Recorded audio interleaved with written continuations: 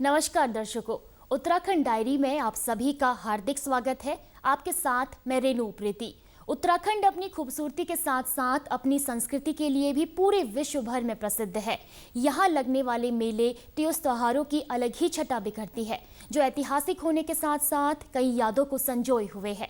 उन्हीं में से एक कोटद्वार में लगने वाला सिद्धबली मेला भी है। इस मेले में न सिर्फ उत्तराखंड बल्कि देश के लोगों की भी बड़ी आस्था है। हर साल बड़े धूमधाम के साथ मनाए जाने वाले सिद्धबली मेले की धूम इस बार भी देखने को मिली।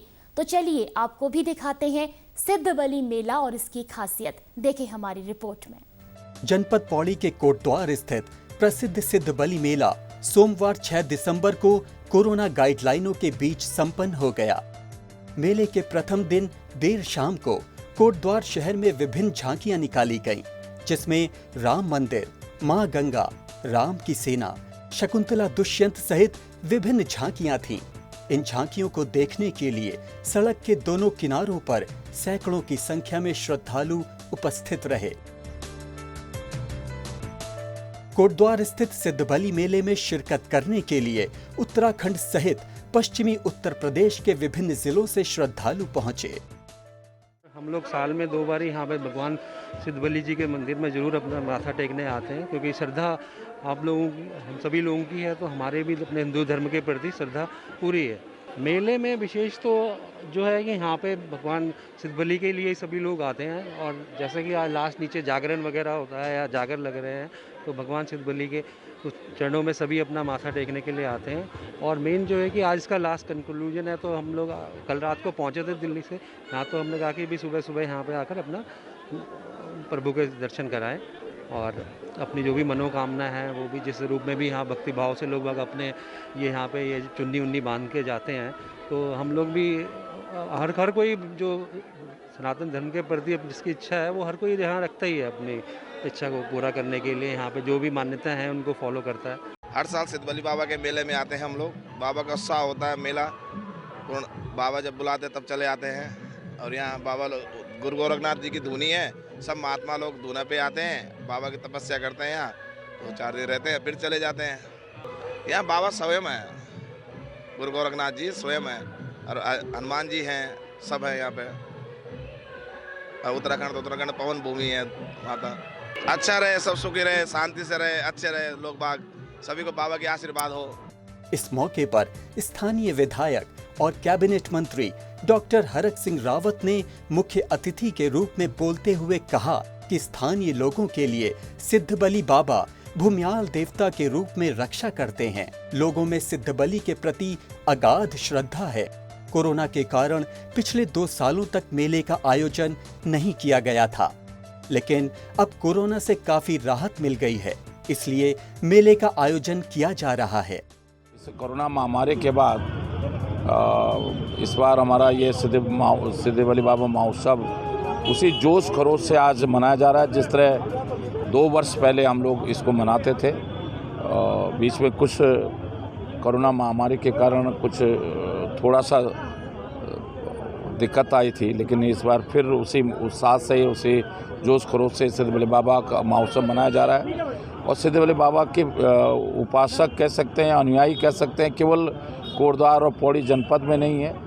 मैं देख रहा हूँ कि पूरे देश के लोगों के मन में सिद्धबली बाबा के प्रति एक आस्था है, विश्वास है। और अब जिस तरह लोग धीरे धीरे सिद्धबली बाबा के दर्शन करने के लिए आते हैं, तो एक तरह ये भी एक जिस तरह बद्री केदार है, गंगोत्री यमुनोत्री है, नीलकंठ महादेव है, जागेश्वर महादेव है, कुंजापुरी है, चंडी देवी है, उसी तरह ये भी हनुमान के एक प्रमुख धाम के रूप में अब पूरे देश के अंदर लोगों का विश्वास बढ़ा है। इस भव्य मेले को संपन्न करने में मंदिर समिति ने कोरोना की गाइडलाइनों का विशेष ध्यान रखा। मंदिर के महंत और विधायक दिलीप सिंह रावत ने बताया कि कोविड की गाइडलाइन का पालन कराते हुए मेला आज संपन्न हो गया।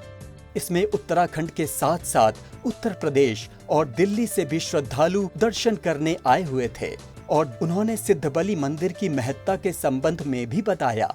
ये सिद्धबली अनुष्ठान जो हमारा वार्षिक होता है, इसमें बहुत सारे हमारे श्रद्धालु जन आते हैं और वर्तमान परिस्थिति को देखते हुए हमने कोविड का पूरा ध्यान रखा है और जगह जगह सैनिटाइज और मास्क की व्यवस्था हमने करी है और प्रशासन भी यहाँ पर मुस्तैद है।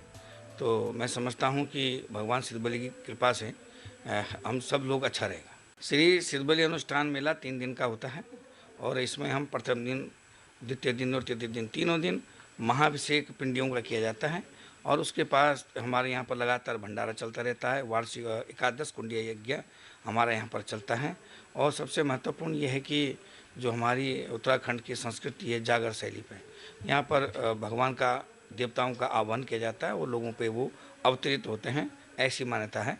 और 1.25 मन का रोट श्री सिद्धबली बाबा के नाम से यहाँ पे काटा जाता है और उसके बाद हमारे यहाँ भजन कार्यक्रम आयोजित किए जाते हैं। किंवदंती ये है कि गुरु गोरक्षनाथ जी ने यहाँ पर हनुमान जी को सिद्ध किया था और इसीलिए कहते हैं कि सिद्ध जो स्वयं गुरु गोरक्षनाथ जी थे और बलि श्री बजरंग बली जी के मिलने के कारण यहाँ पर इस स्थान का नाम सिद्धबली धाम पड़ा है। देखिए, यहाँ पर भंडारे लगभग प्रतिदिन होते हैं, लेकिन महत्वपूर्ण जो विशेषता है वो रविवार, शनिवार और मंगलवार, इन 3 दिन का विशेष महत्व है। और यहाँ पर हमारे भंडारे अभी 5 साल 6 साल अग्रिम जो हैं यहाँ पर आरक्षित किए जाते हैं और इनके लिए हमने चाक चौबंद व्यवस्था की है और अभी हमको एक भोग सर्टिफिकेट मिला है, जो शायद शिरडी के मंदिर के बाद ये दूसरा हमारा मंदिर है जिसमें ये प्रमाण पत्र हमको मिला है। इस मेले में 3 दिन तक विशाल भंडारा चलता रहता है, जिसमें लगभग 50,000 से अधिक श्रद्धालु भोजन ग्रहण करते हैं। कई वर्षों से भंडारा आयोजन करने वाले व्यापारी विनोद कुमार सिंघल बताते हैं कि विगत 18 से 20 सालों से वे अपने कुछ सहयोगियों के साथ मिलकर भंडारा लगाते हैं ताकि कोई भी श्रद्धालु भूखा प्यासा ना रहे। भंडारे का काम बाबा की प्रेरणा से करीब 18-20 साल से 3 दिन का जो वार्षिक उत्सव में भंडारा होता है वो हम लोग ही करते हैं। इसके पीछे उद्देश्य मेन ये है कि जो लोग जो है सांस्कृतिक प्रोग्राम में भाग लेने आ रहे हैं उनको टाइम से प्रसाद मिल जाए, उनको किसी तरह की दिक्कत ना हो और जन सेवा का हमारा उद्देश्य है। करीब जो है 50,000 भक्त आ जाते हैं। खाने पीने की हमारे पास अपना स्टाफ है, वो सब जो है प्रसाद का वितरण करता है। हलवाई जो है मुजफ्फरनगर से बुलवाते हैं, जो 3 दिन की व्यवस्था वही कर सकता है। पैसों की व्यवस्था हम जो है 5-4 लोग हैं वो मिलके करते हैं, किसी का कोई कंट्रीब्यूशन इसमें नहीं लेते। बाबा के दरबार में बस बाबा अपनी कृपा सब पे, जैसे हमारे पे कृपा बना रखी है वैसे सब पे कृपा बना के रखे हैं। 3 दिन तक चले इस धार्मिक मेले में लोगों ने गीत संगीत का आनंद लिया।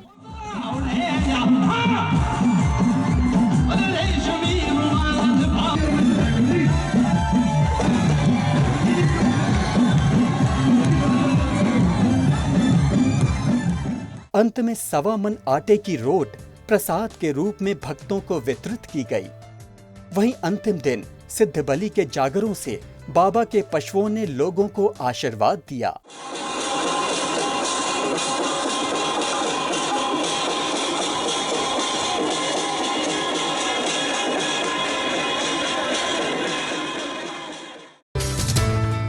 एक तरफ जहां कोटद्वार में सिद्धबली मेले की चमक देखने को मिली, तो वहीं दूसरी तरफ देहरादून में महिला सशक्तिकरण एवं बाल विकास विभाग द्वारा आयोजित कार्यक्रम में हजारों की संख्या में पहुंची आंगनबाड़ी कार्यकर्त्रियों ने मुख्यमंत्री पुष्कर सिंह धामी का आभार जताया। इस दौरान कैबिनेट मंत्री रेखा आर्या भी मौजूद रही। महिला सशक्तिकरण की अनूठी मिसाल इस कार्यक्रम में देखने को मिली है। इस दौरान सीएम धामी ने भी आंगनबाड़ी कार्यकर्त्रियों के लिए कई महत्वपूर्ण घोषणाएं की हैं। देखें हमारी खास रिपोर्ट में। प्रदेश की राजधानी देहरादून स्थित सनातन धर्म इंटर कॉलेज में 6 दिसंबर को महिला सशक्तिकरण एवं बाल विकास विभाग के तत्वावधान में मुख्यमंत्री आभार अभिव्यक्ति समारोह एवं विभाग के 5 वर्षों की सफलता पर भव्य कार्यक्रम का आयोजन किया गया। कार्यक्रम में बतौर मुख्य अतिथि के रूप में मुख्यमंत्री पुष्कर सिंह धामी ने शिरकत की। वहीं विशिष्ट अतिथि के रूप में विभागीय मंत्री रेखा आर्य, रायपुर विधायक उमेश शर्मा काऊ एवं कई गणमान्य व्यक्ति मौजूद रहे। कार्यक्रम का शुभारंभ मुख्य अतिथि एवं विशिष्ट अतिथियों द्वारा दीप प्रज्वलन कर किया गया। इस मौके पर संस्कृति विभाग द्वारा पारंपरिक गीत एवं वाद्य यंत्रों के साथ मुख्यमंत्री का स्वागत किया गया।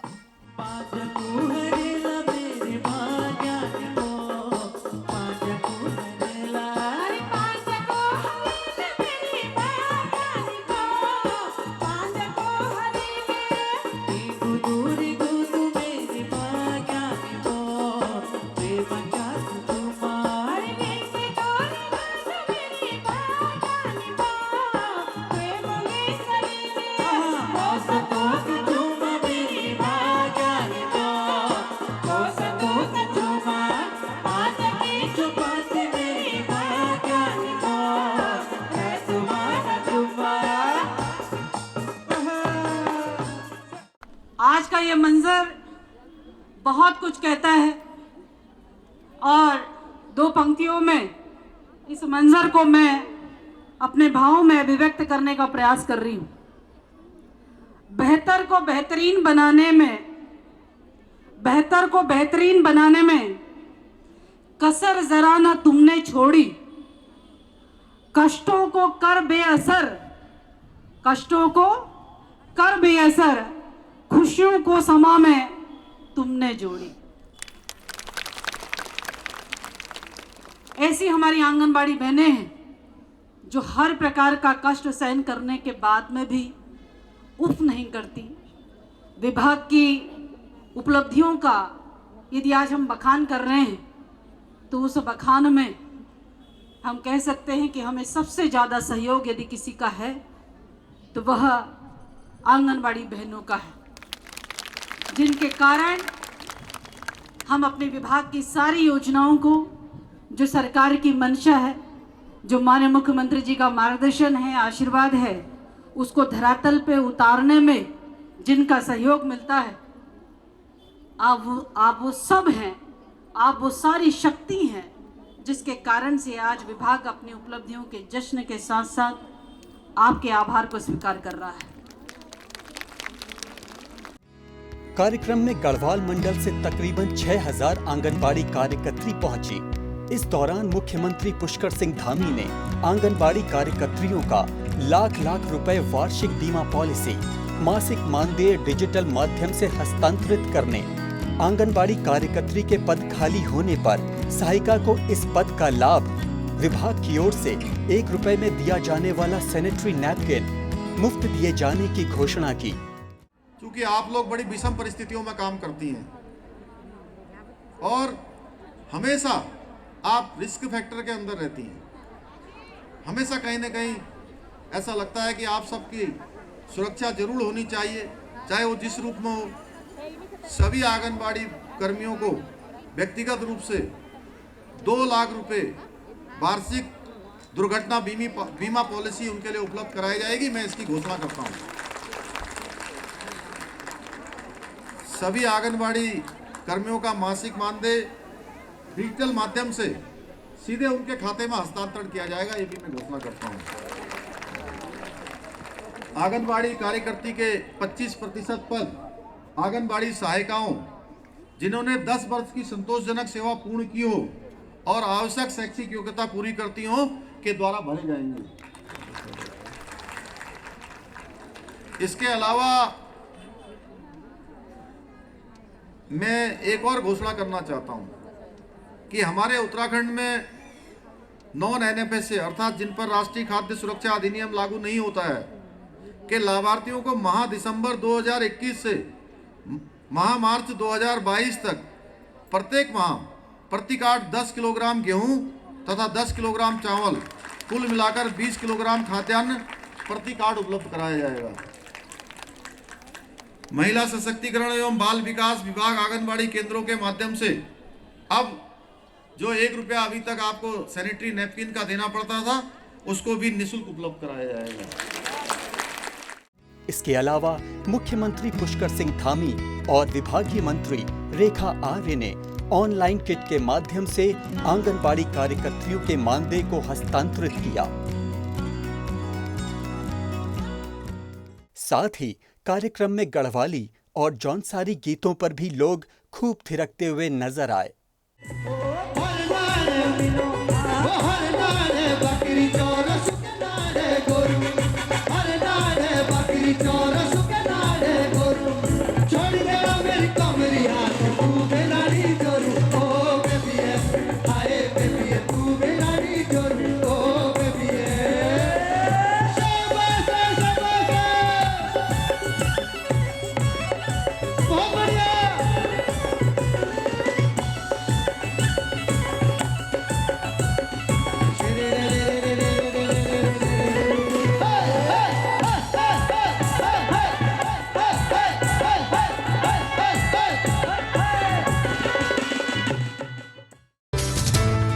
वहीं दूसरी तरफ देहरादून में नेहरू युवा केंद्र संगठन ने युवाओं को आगे बढ़ाने, उनमें देशभक्ति की भावना जगाने वह उन्हें मंच प्रदान करने हेतु राज्य स्तरीय भाषण प्रतियोगिता का आयोजन किया, जिसमें सभी जिलों के विजेता प्रतिभागियों ने प्रतिभाग किया। साथ ही राज्य स्तरीय समीक्षा बैठक का भी आयोजन किया गया। इस दौरान सभी जिलों से आए प्रतिभागियों में भी खासा उत्साह देखने को मिला। 10 दिसंबर शुक्रवार को नेहरू युवा केंद्र की ओर से देहरादून स्थित युवा कल्याण निदेशालय भवन में राज्य स्तरीय भाषण प्रतियोगिता का आयोजन किया गया। नेहरू युवा केंद्र ने जिला स्तर पर यह प्रतियोगिता आयोजित की थी। इनमें सभी 13 जिलों से चयनित प्रथम 13 विजेताओं ने आज केंद्र की राज्य स्तरीय प्रतियोगिता में भाग लिया। सबका साथ, सबका विश्वास, सबका विकास और सबका प्रयास विषय पर आयोजित भाषण प्रतियोगिता में प्रतिभागियों ने अपनी बात को पूरे तर्कपूर्ण ढंग से रखा। तो प्रश्न उठता है, किसे कहते हैं राष्ट्रभक्ति? क्या किसी देश के झंडे जला देने, उसके मुर्दाबाद के नारे लगाने को राष्ट्रभक्ति कहते हैं? अरे नहीं, हमारी राष्ट्रभक्ति हमें सिखाती है हिंदुस्तान जिंदाबाद, ये सारा जहां जिंदाबाद। हमने सीखा है, हमारी उपनिषद में लिखा है, सर्वे भवन्तु सुखिनः, सर्वे सन्तु निरामया, सर्वे भद्राणि पश्यन्तु मा कश्चित् दुःखभाग् भवेत्। अपने परिवार, अपने समाज, अपने देश के प्रति समर्पण का भाव है राष्ट्रभक्ति। देशेर माटी, देशेर जल, देशेर वायु, देशेर फल कहते हुए विश्व कवि रविन्द्रनाथ टैगोर देश के संसाधनों के प्रति जो समर्पण और कृतज्ञता का भाव प्रकट करते हैं ना, वो है राष्ट्रभक्ति। यदि मन में, हृदय में व ख्यालों में अगर देशभक्ति है तो राष्ट्र निर्माण है। करनी में, कथनी में व रग रग में अगर देशभक्ति है तो राष्ट्र निर्माण है। देशभक्ति ना स्वार्थ पूर्वक, अहंकार पूर्वक, ना क्रोध पूर्वक होनी चाहिए। देशभक्ति ना डर में, दबाव में, ना हैसियत से होनी चाहिए।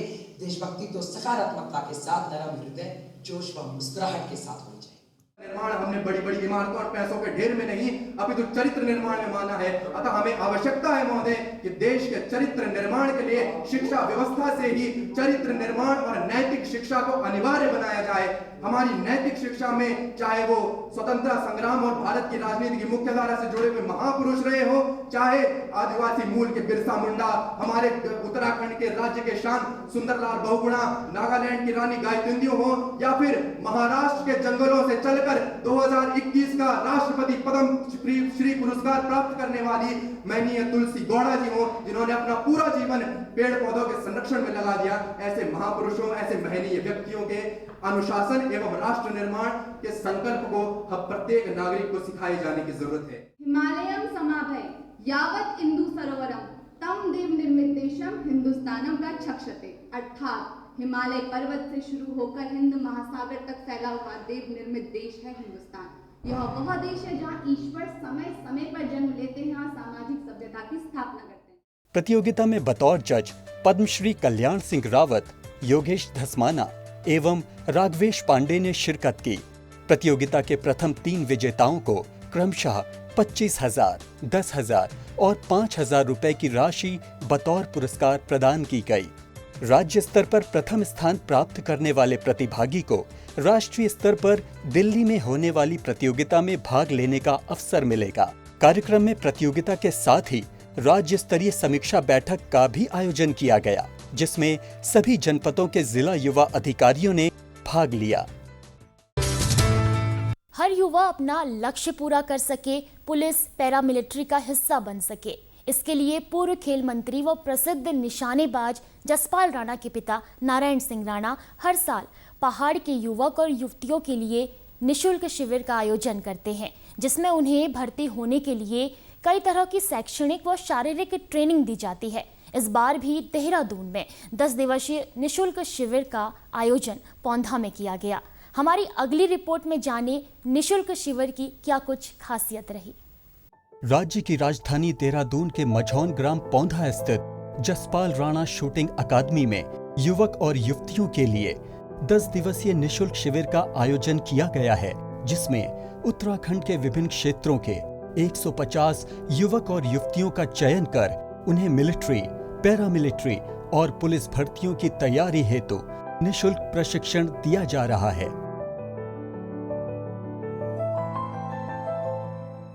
यहाँ न केवल प्रशिक्षण बल्कि सभी प्रशिक्षार्थियों के लिए रहने खाने की व्यवस्था भी पूरी तरह से निशुल्क है। जब हम इस ग्राउंड में ट्रेनिंग देते हैं, ट्रेनिंग के लिए हम सुबह उठते हैं तो हमारा सबसे पहला जो है ना यही ट्रेनिंग का भाग होता है कि हम इनको फिजिकल फिट रखें। और फिजिकल फिट जो लोग होते हैं वो हर जगह आगे बढ़ते हैं और हर मंजिल को पाने में जो है ना उन्हें आसानी मिलती है। तो हम क्या करते हैं कि सबसे पहले जो है ना पीटी देते हैं, पीटी करवाते हैं। और पीटी एक ऐसी चीज़ है जो कि आदमी के शारीरिक रूप से, मानसिक रूप से जो है स्ट्रॉन्ग बनाती है और वो अपनी विल पावर के नज़दीक जाता है। विल पावर होने से आदमी को हर चीज़ से, हर साइड से जो है उसको बड़ी दक्षता मिलती है। सुबह से लेकर शाम तक का जो टाइम टेबल बनाया जाता है, सुबह इनको 5 बजे चाय पिलाई जाती है, उसके बाद इनको ग्राउंड में लाते हैं, उसके बाद इनको फिजिकल के लिए तैयार करते हैं, जो कि सबसे पहले हम इनको कंपनी वाइज बांट रखा है, alpha bravo charlie delta echo. और उसके बाद हर इंस्ट्रक्टर अपने अपने कंपनी में जाता है और रनिंग के लिए सबसे पहले तो उनको एक्सरसाइज करवाते हैं ताकि उनके मसल्स क्रैम्प ना हो, उनका कुछ इंजरी ना हो, स्टे फ्रैक्चर ना हो, इसलिए पहले जॉगिंग कराते हैं, फिर रनिंग कराते हैं। और प्रॉपर जैसे एक आर्मी में ट्रेनिंग का दर्जा है उसी तरीके से यहाँ पर भी हम पूरी लगन के साथ बच्चों का ध्यान रखते हैं। खाने से लेकर सोने तक, हम जब सारे बच्चे सो जाते हैं उसके बाद इंस्ट्रक्टर सोते हैं और रिटर्न की तैयारियां भी की जाती है। और इससे पहले भी हमने एंदी में करीब 2-2.5 हज़ार बच्चों को प्रशिक्षण दिया है। उसमें से हमने जो चुनिंदा बच्चे थे जिनमें थोड़ा सा खाली पॉलिश करने की ज़रूरत थी, उनको यहाँ पर लाया है। दूर दूर से आए युवक और युवतियों को प्रशिक्षण देने का काम जसपाल राणा के पिता व पूर्व खेल मंत्री नारायण सिंह राणा कर रहे हैं। नारायण सिंह राणा ने बताया कि वे पहाड़ के बच्चों को आगे बढ़ाने के लिए हर साल 10 दिवसीय शिविर का आयोजन करते हैं और बच्चों को पुलिस, सेना व अन्य भर्तियों के लिए प्रशिक्षण देते रहते हैं। उनका कहना है कि अधिक से अधिक पहाड़ के बच्चे अच्छे क्षेत्रों में जाकर नाम कमाएं और इसी लक्ष्य को लेकर वे बच्चों को निःशुल्क प्रशिक्षण दे रहे हैं। यहाँ पर ये जसपाल राणा शूटिंग एकेडमी हमारी, और इसके लिए हमने यहाँ पे हमारे पास पूरा ट्रैक है, 400 मीटर का, रहने की व्यवस्थाएं हैं, कैंटीन है। हमने पहाड़ में पहले इन बच्चों के लिए हमने ट्रेनिंग प्रोग्राम किए हैं। ये भर्ती निकल रही है अभी आर्मी, पुलिस और पैरामिलिट्री की, जिसमें लड़कियों के लिए भी पहली बार जो है वो फोकस किया गया है। IMA NDA के लिए जनरल भी भर्ती हुई है, लेकिन पहाड़ में बच्चों के, खास करके लड़कियों के लिए कोई ट्रेनिंग प्रोग्राम नहीं था। पहले हमने उन बच्चों को वहाँ पे 400-500 बच्चों को, लड़कियों को ट्रेनिंग दी है। फिर वहाँ से सेलेक्ट करके 150 बच्चों का ये कैंप हमने यहाँ पे लगाया देहरादून में 26 तारीख को, और 26 से ये लगातार चल रहा है, जिसमें हम सुबह 5 बजे से लेकर रात के 10-11 बजे तक इनको संस्कृति के बारे में भी, कल्चर के बारे में भी हम इनको आगाह कर रहे हैं कि अपनी संस्कृति को ज़िंदा रखना है। और इनका पूरा ये एक जैसा फौजी जो बेसिक ट्रेनिंग होता है एक रिक्रूट का, उस पैटर्न पे हम इसको ट्रेनिंग करवा रहे हैं। हमारे पास में अभी करीबन 8 इंस्ट्रक्टर है जो आर्मी से रिटायर हो चुके हैं, बिल्कुल यंग है, वो इनके साथ में रात दिन इनको ट्रेनिंग दे रहे हैं।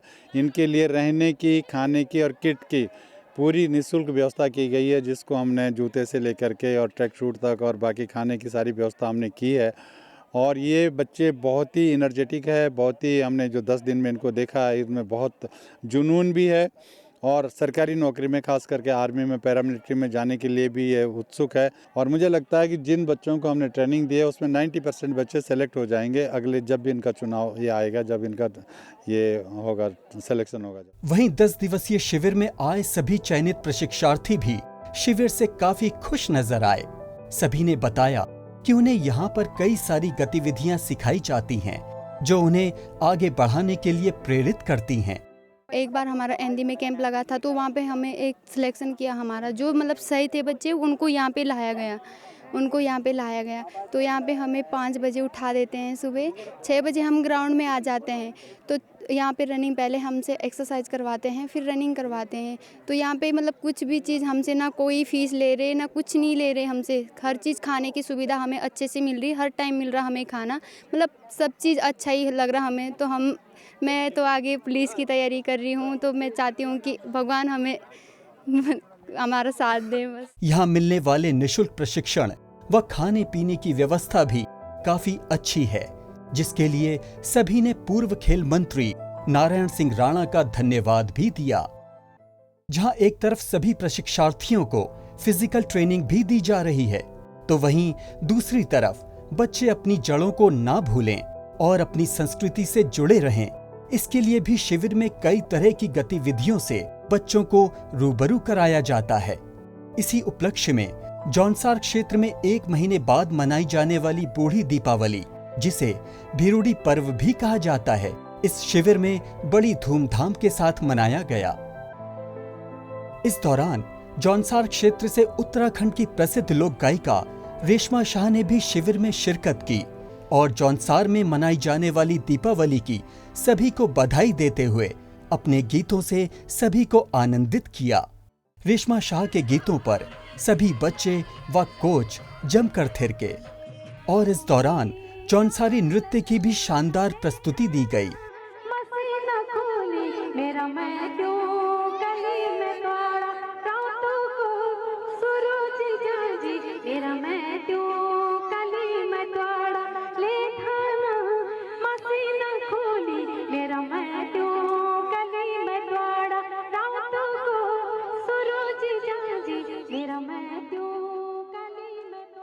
वहीं शाम होते ही सभी लोगों ने बैलों को घुमाते हुए नृत्य किया और जमकर अपने पारंपरिक त्योहार को मनाया।